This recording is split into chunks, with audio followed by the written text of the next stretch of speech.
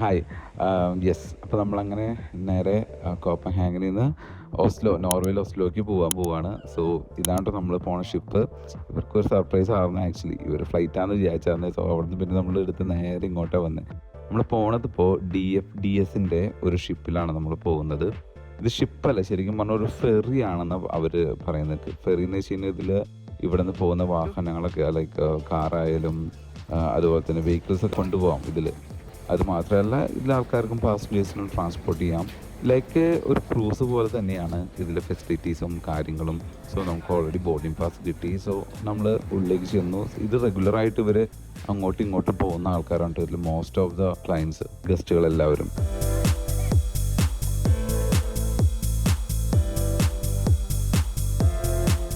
നമ്മുടെ റൂമിലോട്ട് കയറുവാണ്.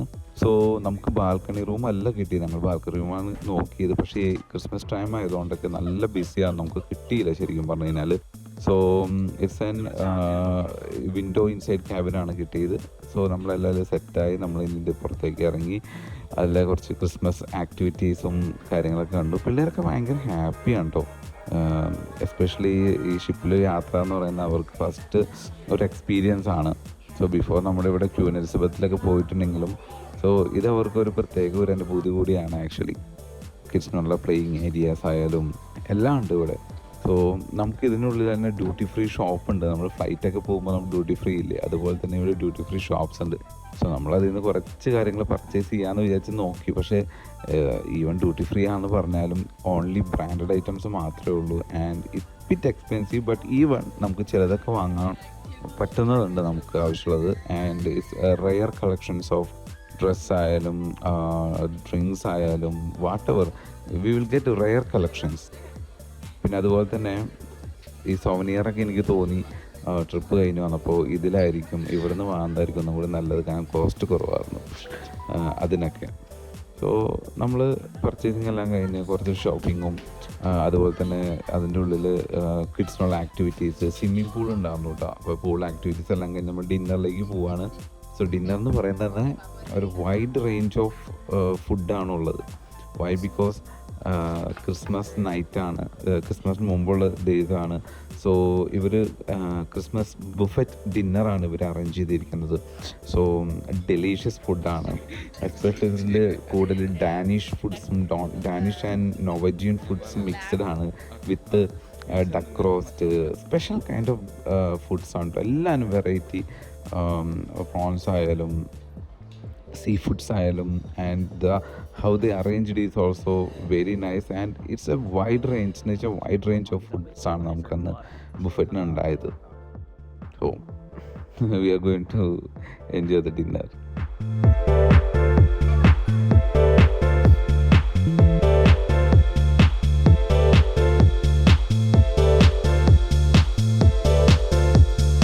Early morning. Next ഇനി ബ്രേക്ക്ഫാസ്റ്റിലോട്ട് പോവാണ്. സോ ഇൻ ബിറ്റ്വീൻ വീഡിയോസ് എടുക്കാൻ പറ്റിയില്ലായിരുന്നു. സോ നേരെ ടൈർഡായിരുന്നു നന്നായിട്ട്. സോ നമ്മൾ ബ്രേക്ക്ഫാസ്റ്റ് സ്റ്റാർട്ട് ചെയ്യും. ഈ പറഞ്ഞ ബ്രേക്ക്ഫാസ്റ്റും ഏർലി മോർണിംഗ് 6 o'clock സ്റ്റാർട്ട് ചെയ്യും. ബിക്കോസ് നമ്മൾ 10 o'clock ആകുമ്പോഴേക്കും ഓസ്ലോയിലെത്തും. അങ്ങനെ ഷിപ്പിലെ ബ്രേക്ക്ഫാസ്റ്റ് ആണ് കേട്ടോ ഇത്. ഇതാണ് ഇന്നത്തെ ബ്രേക്ക്ഫാസ്റ്റ്.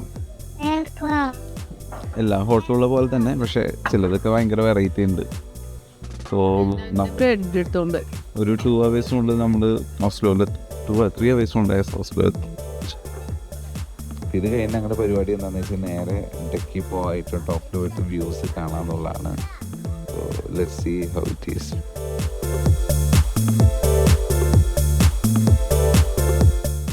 അതിമനോഹരമായ കാഴ്ചകളാണ് ഇപ്പോൾ കണ്ടുകൊണ്ടിരിക്കുന്നത്.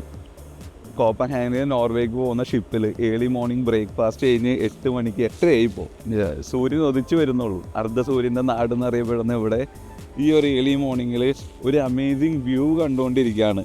ഗ്രാമങ്ങൾ, നമ്മൾ ഈ ഷിപ്പ് പോകുന്നത് ആ ഗ്രാമങ്ങളുടെ ഉള്ളിലേക്കൂടെയാണ് പോകുന്നത് ആക്ച്വലി. സോ ഒരു രക്ഷയില്ല കേട്ടോ. നമ്മൾ ജീവിതത്തിൽ ഒരു പ്രാവശ്യമെങ്കിലും ഇത് വന്ന് ആസ്വദിക്കണം. ഈ നോർവേ എന്നാണ് കൺട്രി. എനിക്ക് അത്ര ആഗ്രഹം ഉണ്ടായിട്ടാണ് നമ്മൾ ഇവിടം വരെ എത്തിയത്, ഈ ഒരു പ്ലാൻ ചെയ്തതും. സോ എനിക്കിതൊരു നഷ്ടമായിട്ട് ഒരിക്കലും തോന്നുന്നില്ല.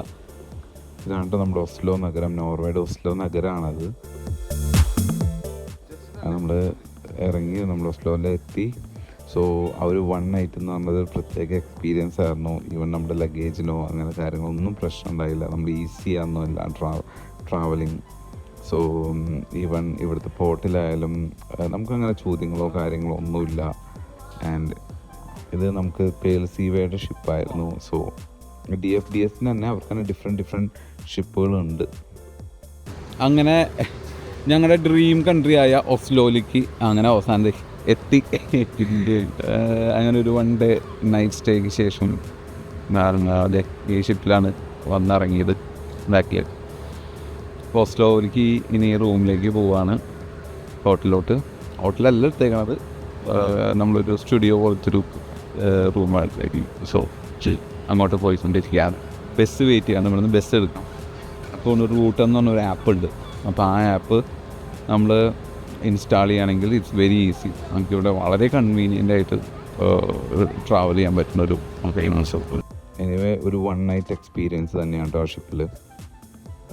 അതായത് കോപ്പൻഹേഗനിൽ നിന്ന് ഓസ്ലോയിലേക്ക് വരുന്നത്. അവിടെ നേരെ ഇങ്ങോട്ട് വന്നിരിക്കുകയാണ്. ഇനി 3 ഡേയ്സ് ഓസ്ലോ ആണ്. സോ ഓസ്ലോയുടെ വീഡിയോ നെക്സ്റ്റ് വീഡിയോയിൽ കാണിക്കും.